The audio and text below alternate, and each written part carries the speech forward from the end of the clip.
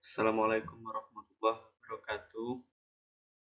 Selamat pagi anak-anak kelas 8. Hari ini kita akan meneruskan materi yang sempat kita skip beberapa minggu karena ada beberapa kendala juga dan juga terpotong 1 minggu untuk PTS. Jadi pada pertemuan kali ini kita akan meneruskan tentang puisi. Ya, yang akan saya bahas pada pagi hari ini adalah tentang penilaian puisi. Maksudnya penilaian puisi itu apa? Jadi puisi itu dikatakan bagus bagaimana, penilaiannya bagaimana. Terus nanti juga saya akan kasih eh, cara langkah-langkah untuk menulis puisi seperti apa. Langsung yang pertama, bagaimana sebuah puisi dikatakan bagus. Dari banyak hal yang sudah saya apa ya, sudah saya kumpulkan, menurut saya ada 3 hal yang penting, yang krusial, yang paling penting lah untuk puisi itu bisa dikatakan bagus. Yang pertama adalah diksinya atau pemilihan katanya atau penyusunan katanya itu bagus. Jadi nggak ngawur. Jadi nggak semua kata itu cocok dengan ini. Jadi ada kata-kata yang kalau di puisi itu kata-kata yang indah, kata-kata yang dibuat memang untuk keindahan, untuk kesedihan, untuk kemarahan. Jadi ada memang pemilihan diksi itu untuk mengekspresikan emosi itu, untuk mengekspresikan apa yang dirasakan itu. Jadi diksinya itu bagus di situ. Yang kedua adalah memiliki pesan yang mendalam. Jadi pesannya nggak dangkal, nggak cuma sekedar ini itu gitu. Jadi benar-benar apa ya? Benar-benar eh mempunyai pesan yang mendalam. Jadi ketika seseorang merasakan sebuah emosi, sebuah kemarahan misalnya, dia benar-benar mengungkapkan kemarahannya itu karena bukan kemarahan biasa, tapi kemarahan yang eh, sangat bagaimana ya? Seorang menulis sebuah karya, sebuah puisi, apapun itu, mau puisi, mau novel, mau lagu, mau apapun itu, pasti itu ada keadaan tidak normal. Jadi emosi kita sedang tidak normal. Jadi misalnya kita sedang marah sekali, misalnya kita sedang senang sekali, kita sedang sedih sekali. Jadi nggak bisa ketika kita normal kita nulis itu biasanya jadinya pesannya itu ya ya apa ya sedangkal itu.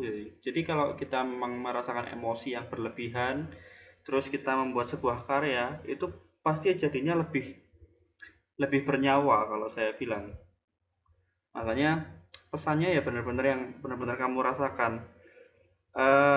Bagaimana caranya untuk mencapai mode itu? Maksudnya ketika kalian ini nggak ada apa-apa terus kalian pengen bikin puisi, kalian kan harus merasakan keadaan yang tidak normal, jadi emosi yang tidak normal. Jadi bagaimana caranya? Caranya adalah memikirkan hal-hal yang misalnya membuat kalian sedih. Ini katakan saya ya, misalnya saya ketika ingin membuat puisi misalnya, saya katakan saya memikirkan atau membayangkan hari di mana ayah saya meninggal, misalnya seperti itu. Saya bayangkan, saya pikirkan lagi, saya bayangkan lagi. Nah, di situ saya menemukan emosinya. Jadi pasti di situ saya akan merasakan apa ya? Sedihnya itu saya akan merasakan lagi dan di situ akan saya tuangkan ke dalam tulisan saya. Seperti itu. Itu nanti akan jadi pesan yang bagus, yang mendalam. Terus yang ketiga, itu rimanya selaras. Jadi sebenarnya sebenarnya puisi itu nggak harus rimanya selalu sama, misalnya belakangnya A semua gitu, nggak harus seperti itu. Ada puisi yang rimanya itu nggak selaras gitu tapi pesannya luar biasa. Nah, kalau untuk ukuran kalian, saya sarankan untuk membuat rima yang setidaknya setiap bait itu sama lah. Misalnya satu bait kamu isi 3 baris atau 4 baris. Bait pertama itu belakangnya A semua misalnya. Bait kedua kamu isi misalnya misalnya I semua gitu. Jadi untuk tingkatan kalian yang masih SMP, saya sarankan untuk seperti itu. Jadi setiap bait itu kalian buat berrima, itu akan lebih lebih bagus untuk belajar juga. Nanti kalau kalian sudah terbiasa membuat puisi yang berrima, silakan dieksplor sendiri, silakan dicari sendiri yang lebih bagus bagaimana. Kemarin kan saya kasih tugas untuk mencari puisi modern, tentang puisi modern. Puisi modern itu bebas memang, tapi bukan berarti bebas tak beraturan sama sekali. Setidaknya masih ada beberapa hal yang saya sebutkan tadi, 3 hal ini yang harus diperhatikan ketika menulis sebuah puisi. Jadi itu, ini langkah-langkah menulis puisi. Langkah-langkahnya secara umum ada 4 yang saya dari beberapa buku saya kulik, saya cari, terus kesimpulan saya ada 4 ini yang mungkin paling penting lah. Yang pertama, tema, menentukan temanya dulu. Itu hal yang mutlak ya, karena tanpa menemukan tema itu rasanya untuk ngotak-ngatik kalimat, terus menuliskannya dalam sebuah kalimat yang menarik dan mengasihkan itu susah kalau temanya itu belum ketemu.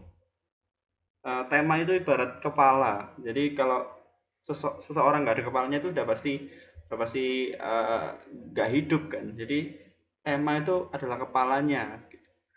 Terus eh, peran tugas sebagai kepala itu adalah untuk sebagai otak berpikir. Jadi kalau kalian nggak punya tema dulu, kalian kalian nulis tuh pasti ngambang, nggak akan ada tujuan yang jelas gitu. eh, jadi sebagai tempat untuk berpikir di mana puisi tersebut akan baik, bagaimana puisi itu menarik, menggugah, menginspirasi, itu tergantung pada temanya juga.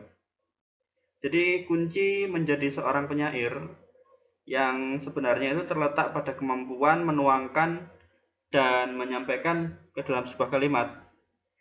Tentu saja di sini dibutuhkan kosakata yang banyak jika ingin menghasilkan mahakarya tulisan yang dahsyat.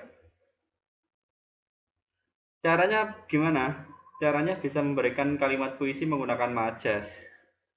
Tulis dengan perasaan agar puisi memiliki nyawa dan membangkitkan jiwa si pembaca. Keberadaan tema ini ternyata juga ini loh, sebagai pondasi dari tulisan. Jadi jika ada yang menulis puisi tanpa sebuah tema, rasanya akan kesulitan menurut saya untuk menuangkan gagasan dan pemikirannya, emosinya, apa yang dia rasakan itu akan susah. Sebagai pondasi, tentu saja tema itu sebenarnya memberikan kemudahan bagi penulis untuk membangun sebuah bangunan yang kokoh. Ibaratnya seperti itu. Itu yang pertama, tema. Sepenting itu tema. Yang kedua, diksi, menentukan diksi. Tadi saya sudah bilang pemilihan kata. Diksi itu pemilihan kata. Langkah-langkah menulis puisi yang tidak kalah penting itu menggunakan diksi yang baik dan tepat. Diksi atau pemilihan kata, saya ulangi sekali lagi. Diksi atau pemilihan kata memang tampak sepele sih. Dan kayaknya nggak penting, tapi ini tuh menentukan corak warna kayak karakter dari karya puisi kalian gitu. Karena setiap kata yang kalian pilih itu, misalnya saya tuh punya satu kata yang selalu dan hampir selalu saya gunakan di setiap kali saya menuliskan puisi, saya menulis lagu, hampir semuanya ada kata itu. Jadi itu kayak sudah sebuah ciri khas kita gitu. Masih ragu peran dan penyair, Anda bisa membandingkan hasil karya sastra puisi dan dari penyair dari sastrawan ternama. Kamu bisa baca dari puisi A, puisi B misalnya. Itu bisa kamu bandingkan. Pasti kosakata yang digunakan beda, diksinya beda. Karena mereka menggunakan lebih suka dengan kosakata yang ini digabungkan dengan ini. Penyair lain itu bisa lain lagi.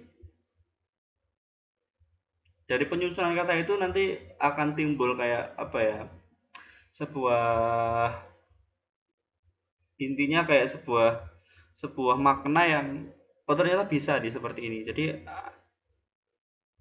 keren sih kalau menurut saya, kalian bisa menemukan diksi yang tepat untuk kalian sendiri, diksi yang belum pernah saya baca. Oh ini digabung, kata kalimat kosakata ini digabung dengan ini tuh ternyata bisa membuat sebuah makna yang mendalam ya gitu. Itu kalau kalian bisa menemukan diksi seperti itu sih keren.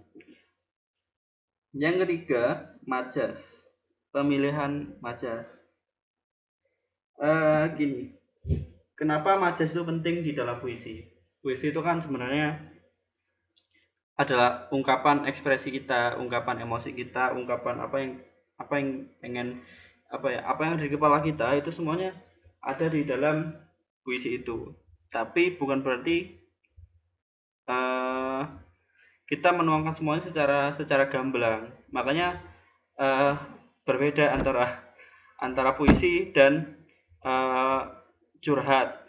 Kalau curhat ya udah, ya gitu aja, kita langsung ngomong. Tapi kalau puisi itu kita sedikit menyembunyikan apa yang pengen kita omongin, apa yang pengen kita jelaskan, apa yang pengen kita orang tahu, tapi kita sembunyikan sedikit di dalam majas-majas itu, di dalam keindahan-keindahan itu, di dalam diksi kita. Jadi memang ya puisi itu seperti itulah. Makanya majas itu penting di dalamnya. Apakah ada puisi yang tanpa majas? Sejauh yang saya tahu, sejauh yang saya baca, sampai hari ini saya belum pernah menemukan puisi tanpa majas. Jadi kalian nggak perlu ngerti majas untuk nulis puisi, itu yang paling penting. Pertama, kalian tulis aja dulu. Setelah kalian menulis, dari baris pertama sampai terakhir selesai, kalian baca ulang lagi. Kira-kira pasti di situ kalian akan menemukan, oh ini diksinya nggak enak, kalian bisa ganti. Terus ini kayaknya kurang kurang bermajas gitu, bisa kalian ganti. Kalian kan tahu ya kalimat yang biasa sama kalimat yang bermajas. Jadi di situ aja sudah cukup. Menurut saya di situ kan sudah cukup untuk menulis puisi. Jadi itu saja. Yang keempat, memiliki kemampuan berimajinasi. Tidak di dalam puisi saja ya. Jadi di dalam menulis karya apapun, karya sastra apapun, itu imajinasi sangat sangat dibutuhkan. Kalian itu ketika membuat sebuah karya, uh, pasti harus punya bayangan, tentang apa yang mau kalian tulis. Misalnya kalian mau menulis eh, tentang pantai misalnya, kalian harus membayangkan pantai kan, seperti orang melukis. Orang melukis itu ketika mau melukis pantai, biasanya dia pergi ke pantai, dia melukis pantainya. Nah, orang sebagai penyair itu juga sama, kita bisa pergi ke pantai misalnya kalau kita pengen nulis tentang pantai, tapi bisa juga dengan hal yang lebih simpel. Misalnya kita bayangkan kita pernah ke pantai, kita pernah lihat sunset, kita lihat aja, kita bayangkan aja, perasaan saya ketika melihat sunset itu seperti ini. Saya sedih karena sunset terakhir yang saya lihat itu waktu itu saya pergi bersama ibu saya yang sekarang sudah nggak ada, misalnya seperti itu perasaan yang penting itu untuk menulis sebuah puisi, imajinasi kalian. Jadi nggak harus kita kayak apa ya yang harus saya tulis ini apa ya gitu, kalian bayangkan aja apa yang ada di sekitar kalian, atau kalian suka apa gitu, misalnya kalian suka dunia kalian misalnya dengan dunia dunia ini ya. Kalau misalnya saya katakan, saya beri contoh ke saya sendiri, saya suka musik misalnya, saya suka musik. Dalam musik ada alat musik, ada gitar, ada drum, ada piano, ada biola. Nah, dari situ kan akhirnya saya menemukan, oh biola itu punya dawai. Dawai itu bisa bisa senar. Kalau belum tahu dawai, dawai itu senarnya senarnya apa biola itu. Itu namanya dawai. Nah, itu bisa dimasukkan sebagai diksi. Jadi kalau kalian ngomong dawai, itu bukan berarti dawai beneran di dalam biolanya, tapi kalian ibaratkan sesuatu di dalam puisi itu. Itu kemampuan imajinasi. Bisa di apa ya? Bisa dicari dari apa yang dekat dengan kalian, apa yang kalian suka seperti itu misalnya. Jadi saya pikir seperti itu. Untuk tugasnya minggu ini itu adalah mempersiapkan untuk praktik minggu depan. Jadi yang pertama, buatlah puisi sebagus mungkin untuk persiapan praktik minggu depan ya. Ketika menulis, bayangkan juga bagaimana kamu membaca setiap kalimatnya. Jadi kalau kamu nulis, ini kan tulisanmu sendiri nanti ya, yang akan kamu praktekkan minggu depan. Jadi ketika kamu nulis, ini kata ini kalau misalnya saya ucapkan itu enak apa enggak ya? Karena ada beberapa kata yang saya ucapkan itu enggak enak. Jadi kalau kamu membuat puisi, itu kan puisimu sendiri. Kamu harus nyaman ketika membacanya. Kemarin sudah saya kasih beberapa contoh puisi kan. Dari filsafat Bestari ada 2 atau 3 saya lupa. Itu baca puisi itu nggak harus selalu seperti yang di lomba-lomba yang ini seperti itu, nggak harus. Jadi benar-benar ya udah, kalau kamu memang bacanya lemas misalnya, kalau kamu memang puisinya tentang misalnya lagi lemas, lagi puisi tentang kesedihan, kamu apa ya, ya sewajarnya saja gitu. Kamu ekspresikan seperti apa, saya pengen tahu. Terus yang kedua, tugasnya adalah membuat form penilaian untuk praktik membaca puisi. Jadi saya pengen tahu menurut kalian itu apa sih yang kira-kira penting untuk dinilai dalam praktek puisi gitu. Menurut saya, kalaupun kamu melihat di Google itu pasti kelihatan, karena setidaknya saya tahulah apa kemampuan kalian. Jadi menurutmu saja, nggak usah cari yang jauh-jauh, menurutmu saja kamu kamu sebutkan apa yang perlu dinilai dalam dalam praktik membaca puisi itu apa. Nanti kamu masukkan ke dalam kolom, sudah selesai, kumpulkan. Jadi ini saya beri waktu sampai besok jam 8 untuk dikumpulkan. Jadi puisinya harus selesai hari ini, dikumpulkan besok jam 8.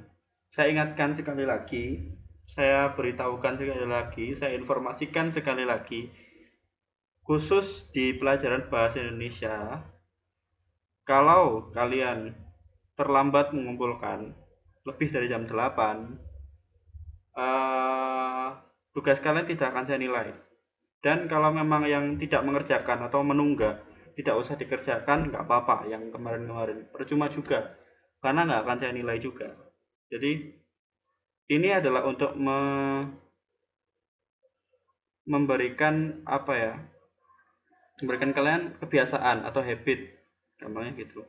Jadi lebih disiplin lagi, agar lebih disiplin lagi. Terus waktu waktu apa namanya, waktu absen juga, waktu presensi itu sampai jam 11. Jadi sebelum jam 11 harus sudah kalian isi di grup itu.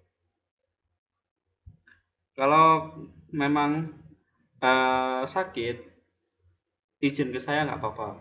Untuk tugasnya terlambat, kalau kalau memang benar-benar sakit, saya akan maklumi lah, karena memang sakit. Kalau memang sakit itu nggak bisa mikir, nggak bisa macam-macam, ya boleh-boleh saja. Tapi ya nanti saya tanyakan ke orang tua kalian, pasti kalian benar-benar sakit apa enggak segala macam. Oke. Kira-kira seperti itu minggu ini. Terima kasih atas perhatiannya. Saya ucapkan wassalamualaikum warahmatullahi wabarakatuh.